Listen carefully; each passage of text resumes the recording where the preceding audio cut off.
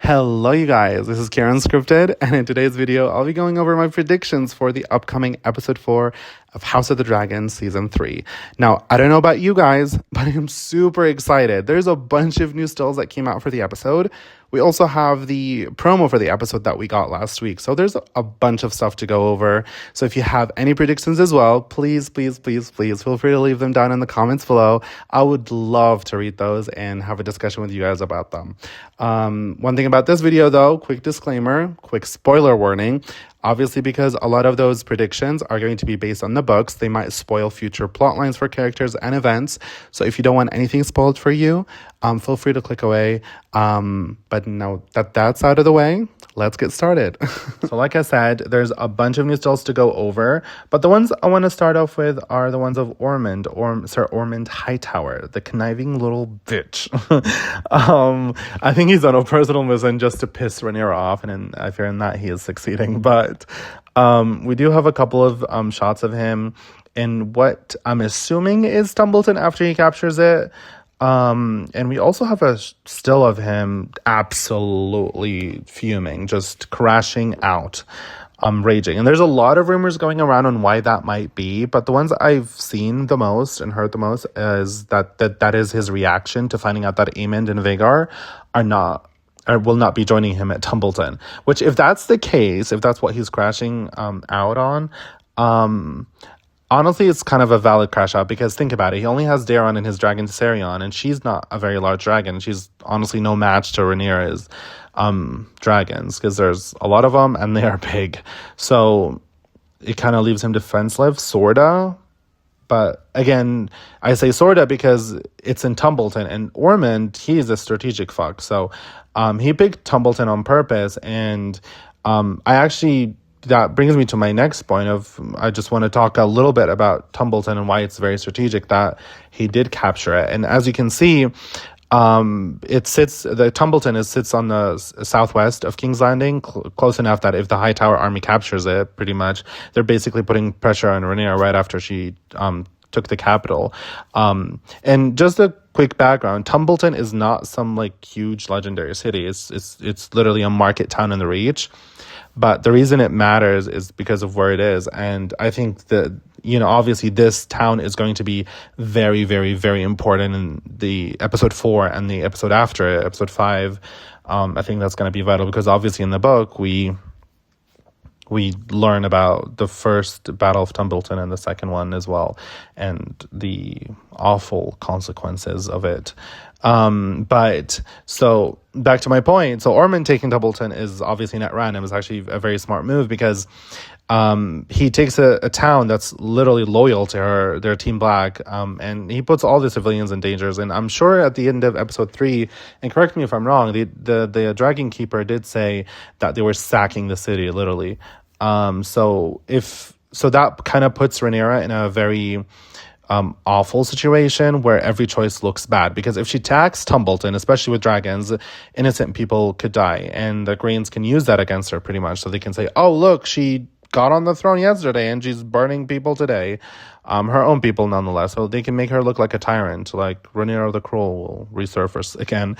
But again, if she does nothing, she will look very weak. So like, she can sit on the Iron Throne, but she can't actually do anything to protect her own people, the people who support her. So that kind of puts her in a very bad spot. So that's why I think Ormond is way more strategic than people might be giving him credit for.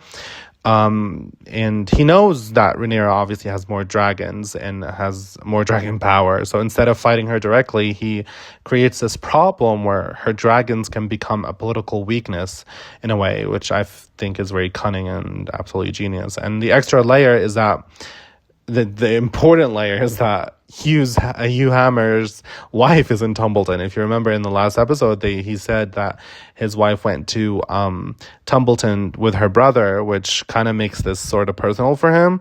So we obviously will see the consequences of that and what that will create and what sort of conflict. So I think it's going to be vital to episode 4 and episode 5 as well. I think we're going to end episode 4 on Hugh and his wife, and that being the cliffhanger for that episode, I think. But we'll have to wait and see, I guess. And speaking of dragon seeds, we do also get a couple of new shots of Ulf, now Ulf the White, which, by the way, it reminds me of that scene of last episode, which I know you guys know what I'm talking about, but that I just found it to be very hilarious, where, you know, Rhaenyra and Daemon bring Ulf, Adam, and Hugh to knight them, and they're picking their names, and Hugh goes, Ulf Targaryen, and she looks at him and goes, "Oh, absolutely not." And I just thought that was absolutely hilarious. And moving on to creepy old Harrenhal, we do get a couple of new shots of Gwayne and Criston finally arriving at Harrenhal with their army at last. And I gotta say, I'm very intrigued and interested in seeing how that'll play out and seeing more of Criston and Gwayne's dynamic. I think their relationship has been very intriguing, to say the least, especially since I feel like Criston has changed since the war started, or more specifically since Rook's Rest. Not in a good way, I'm not saying that, but he's definitely changed. But it's still interesting to watch it on screen between him and Gwayne. So that's going to be very nice to see. And one thing I'm very, very excited for is Alys. Oh my god, I love her character so much. She's so fun to watch. She's never like a character that comes on screen, I'm rolling my eyes, I'm like, oh, this is boring. Because let me be honest, I will make a confession here, and I hope this is a safe space to do it. But I'm so sick and tired of Harrenhal. Just that whole plot, the castle, I'm just so over it. I find it boring.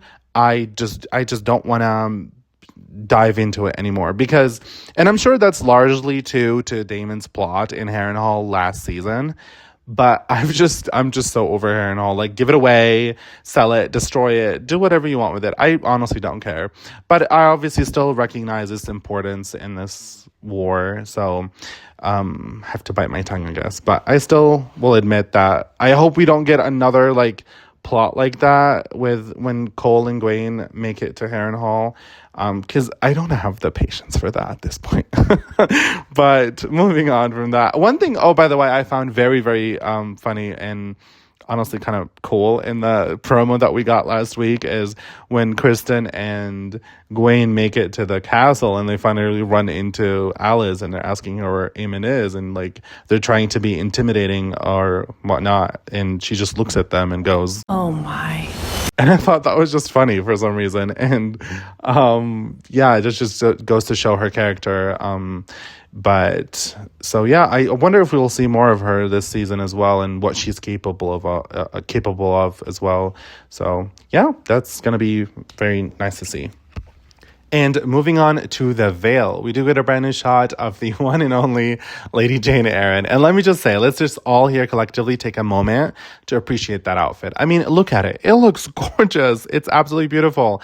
But to be fair, every time she's been on screen, she's literally been dripped out. So I'm not even surprised. But it's still impressive, to say the least. So, and I know Rhaenyra sent Daemon to, the Vale to get her some gold. So I don't know if she can afford dressing up like that every other day. I'm sure she's got that money somewhere. But on a more serious note, I think the Vale is going to be a very, very interesting turning point, because what I predict is, I think what's going to happen is that Daemon is obviously going to go to the Vale, try to get that gold for Rhaenyra, and then somehow run into Baela or find Sheepstealer and find out that Baela is the writer of Sheepstealer, that she claimed him. And if that does happen, I'm very, very interested in seeing how that all plays out and what Daemon's reaction is going to be, what he's going to do, because I think overall, like, we don't see Daemon being that close to his daughters, even since season 1, to be honest. So it's going to be very interesting to see that play out. So we'll see what happens. Hopefully I'm not wrong, because I'm really, really counting on Daemon going to the Vale and finding that out. So, but we'll see. And lastly, we do get a couple of new shots of Corlys and, of course, his son, Alyn, who is yet to be legitimized, by the way. The whole thing was really, really sad, but I do get it. I do get the reason behind it and why Rhaenyra didn't do it. But I do think she will eventually legitimize both of his sons. I mean, it only makes sense if she does. She did it in the books, so I only hope. Unless Sarah and Ryan have different ideas. But I mean, that wouldn't make sense. The consequence of her not legitimizing them is higher than if she does, I think, especially since, Corlys is her hand. But again, she did it in the books. It wouldn't make sense, really, a deviation like that. It would feel so random.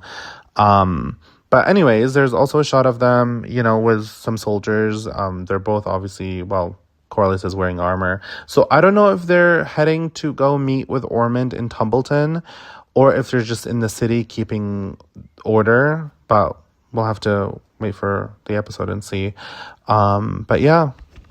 And we do also get a shot of the beautiful Helaena and Jaehaera. I mean, it looks so sweet. They're spending some time together. That 1 hour Rhaenyra allowed her every day or two to spend time with her daughter. Which, come on, that was fucked. But I don't know. Maybe I'm just a little biased because every time I see Helaena on the screen, my heart melts. She's such a sweetheart. She's so clueless sometimes, but she's also so pure and innocent, I feel. But we'll see how the dynamic shifts now that she's a prisoner. So who knows? But yeah. And speaking of Helaena, we do also have to talk about Aegon. I mean, he barely had any screen time the first 3 episodes.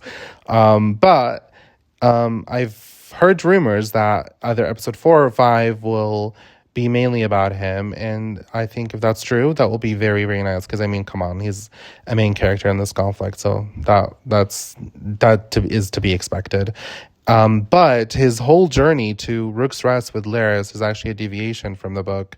So I don't fully understand where this is going to end, but I do think it's maybe so he can go and find Sunfire so the audience can see that Sunfire is not dead. Because in the book, Sunfire is not dead.